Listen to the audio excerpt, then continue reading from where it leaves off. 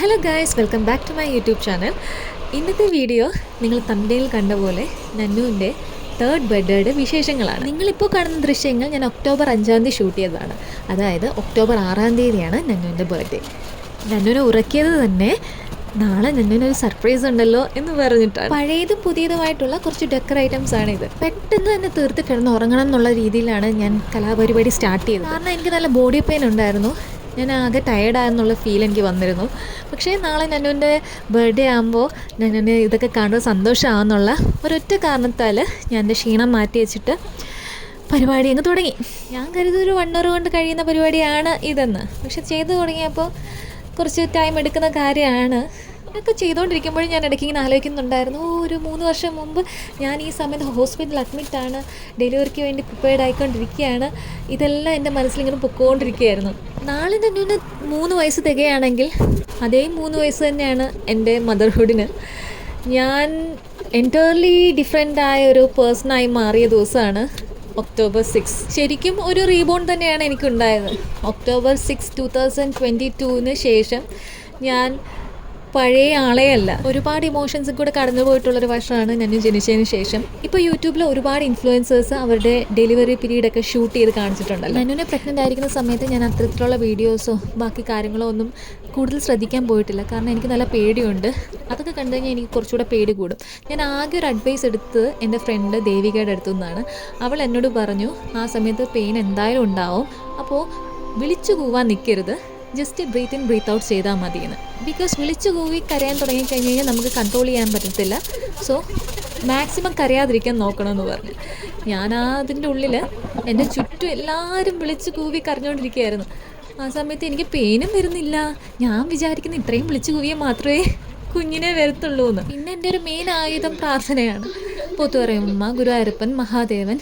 പിന്നെ ഞങ്ങൾ അന്ന് ആ ഒരു ഹോളിൽ ഒരു ജീസസ് ക്രൈസ്റ്റിൻ്റെ ഫോട്ടോ വെച്ചിട്ടുണ്ടായിരുന്നു.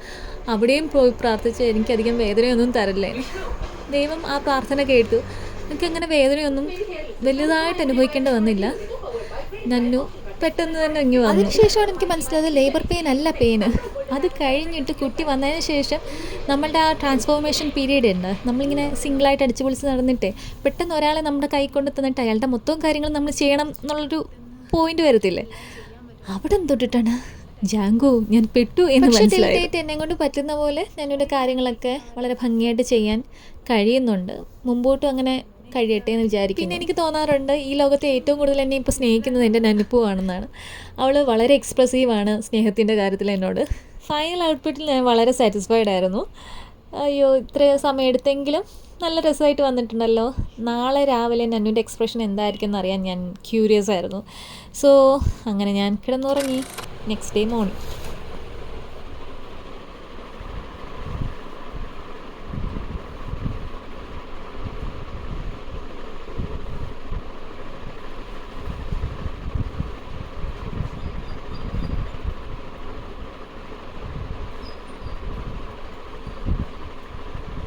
അവിടെ എന്ത് നോക്കിക്കേ, എന്തൊക്കെയാ അവിടെ വന്നു. നന്നു നന്നു നനുപ്പു നനുപ്പു അവിടെ എന്താന്ന് അറിയില്ല. എന്താ അത്?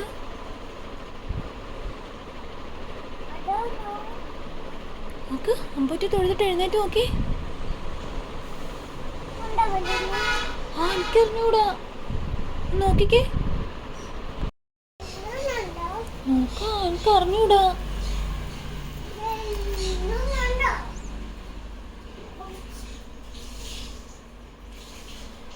എന്താ എന്താ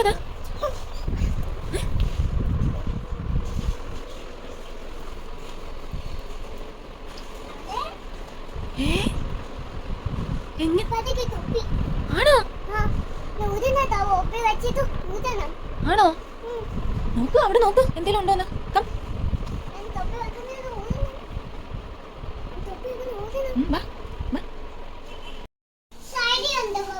ഇങ്ങോട്ട് വന്ന് നോക്കിക്കേ, നമുക്ക് നോക്കാം. വാ, ഉണ്ടടാ, നോക്ക്, വേണ്ട നോക്ക്. എന്താ ഇവിടെ ആരൊക്കെ വന്നിരിക്കുന്ന നോക്ക്.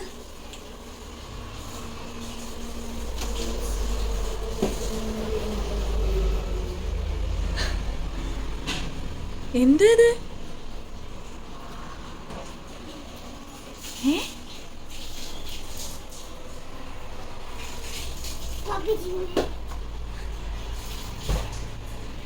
ഇതെങ്ങനെ വന്നു ഇങ്ങനൊക്കെ?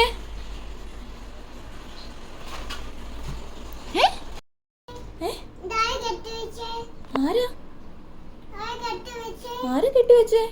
ഇതാരാ ഇങ്ങനൊക്കെ ഡെക്കറേറ്റ് ചെയ്തേ? എങ്ങനെ എനിക്കറിഞ്ഞൂടാ.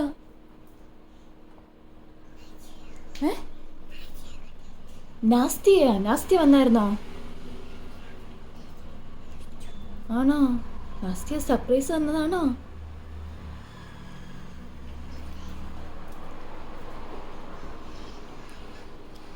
നാസ്തി ഇവിടെ ഉണ്ടോ? എന്താ?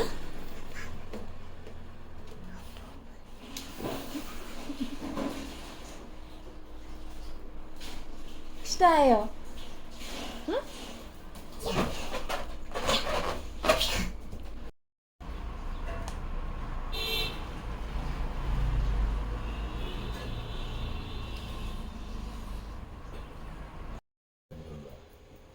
നന്നു കാണുന്ന ഒരു യൂട്യൂബ് ചാനലാണ് ലൈക്ക് നാസ്റ്റിയ.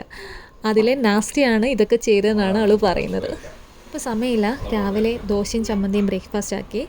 ഇനി ലഞ്ച് പ്രിപ്പറേഷനാണ്. എൻ്റെ ബർത്ത്ഡേക്ക് സദ്യയല്ല, പിന്നെ ഫ്രൈഡ് റൈസും ചിക്കനുമാണ് ഉണ്ടാക്കുന്നത്. കല്യാണത്തിന് മുമ്പ് എനിക്ക് ആകെ കുക്ക് ചെയ്യാൻ അറിയുന്നത് രസവും മെഴുക്കുവരട്ടികളായിരുന്നു. അവയിൽ മാത്രമായിരുന്നു എനിക്ക് കോൺഫിഡൻസ് ഉണ്ടായിരുന്നത്. അതുപോലെ തന്നെയാണ് ഇപ്പോൾ വിശേഷപ്പെട്ട ദിവസങ്ങളിൽ സദ്യ എനിക്ക് ഇപ്പോൾ ഓൾമോസ്റ്റ് എല്ലാം ഉണ്ടാക്കാൻ അറിയാം. പിന്നെ എനിക്ക് ആകെ അറിയുന്നത് ഫ്രൈഡ് റൈസും ചിക്കനും ബിരിയാണിയും ഉണ്ടാകും. വേറെ ഞാൻ ഇതുവരെ ട്രൈ ചെയ്തിട്ടുണ്ട്. ഡെക്കറേഷൻ അതേപോലെ തന്നെ എന്നെ വെച്ചിട്ടുണ്ട് കേട്ടോ.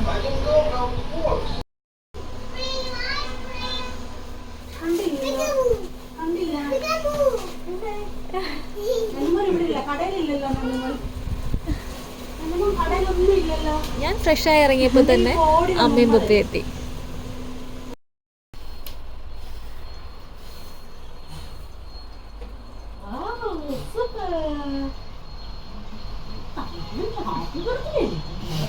പലരും ചോദിച്ചിട്ടുണ്ട് നന്നുവിന് എങ്ങനെയാണ് നന്നുപ്പൂ എന്ന് പേര് വന്നത്. അതെൻ്റെ അമ്മയാണ് നന്നുവിനെ ചെറുതിലെ നന്നുപ്പൂ എന്ന് വിളിച്ചു തുടങ്ങിയത്. അതിപ്പോൾ ഒരു പെറ്റ് നെയിമായി മാറി നന്നുവിന്.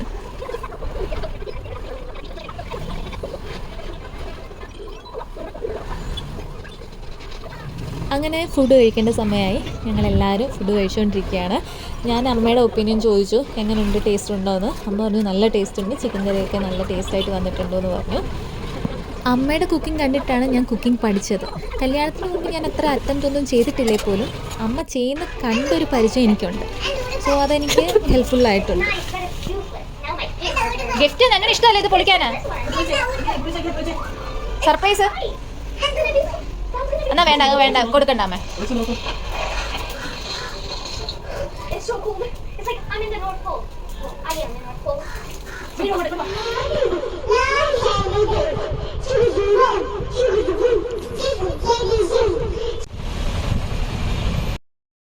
ഫുഡൊക്കെ കഴിച്ച് കഴിഞ്ഞ് നന്നുവിൻ്റെ വകയൊരു പെർഫോമൻസ് നടന്നുകൊണ്ടിരിക്കുകയാണ്.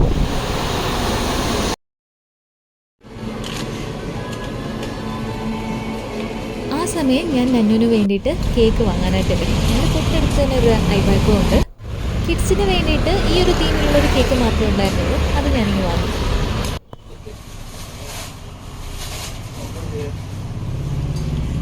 അപ്പോൾ എനിക്കൊരു ഡെലിവറി ബോയുടെ കോൾ വന്നു. നന്നുവിന് വേണ്ടി നന്നുവിൻ്റെ വലിയമ്മ അയച്ച ഗിഫ്റ്റാണ്. ഇതിലുള്ളൊരു സർപ്രൈസിങ് എലമെന്റ് എന്ന് പറയുന്നത് ലാസ്റ്റ് ഡേ ഞങ്ങൾ ലുലു പോയപ്പോൾ അവിടെ ഒരു ഗിത്താർ കണ്ട് അതിന് വേണ്ടിയിട്ട് വാശി പിടിച്ചിട്ടുണ്ടായിരുന്നു നന്നു. വലിയ ഗിത്താറായിരുന്നു. ഇതിപ്പോൾ നന്നുവിൻ്റെ ബർത്ത്ഡേക്ക് അവൾ ആഗ്രഹിച്ച പോലെ ഒരു ഗിത്താർ കിട്ടിയിരിക്കുന്നു. That's truly nice.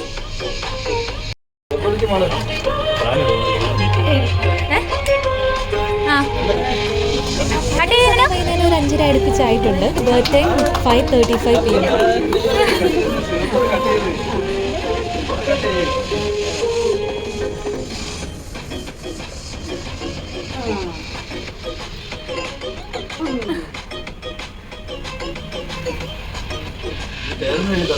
ഞാൻ അങ്ങനെ പറ്റില്ലായിരുന്നു. പേരല്ലാതെ എഴുതി വെച്ചിട്ടുണ്ട്. എടുത്ത് കൊടുക്കാവേ. ആ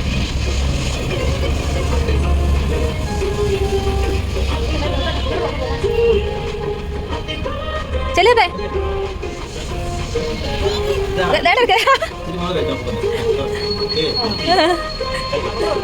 അപ്പാപ്പനെ കൊടുക്കണ്ടേ?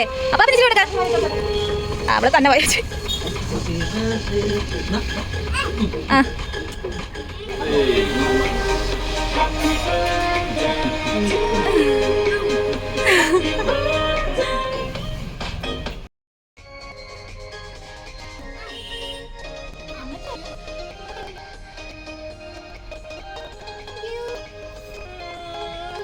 നന്നുൻ്റെ പപ്പ നന്നുവിനെ ഇന്ന് ഒരുപാട് മിസ് ചെയ്തു. ഇന്ന് പതിവിലും കൂടുതൽ ഫോൺ വിളിക്കുന്നുണ്ടായിരുന്നു. ആൾക്കിവിടെ ഉണ്ടാവണമെന്ന് നല്ല ആഗ്രഹമുണ്ട്.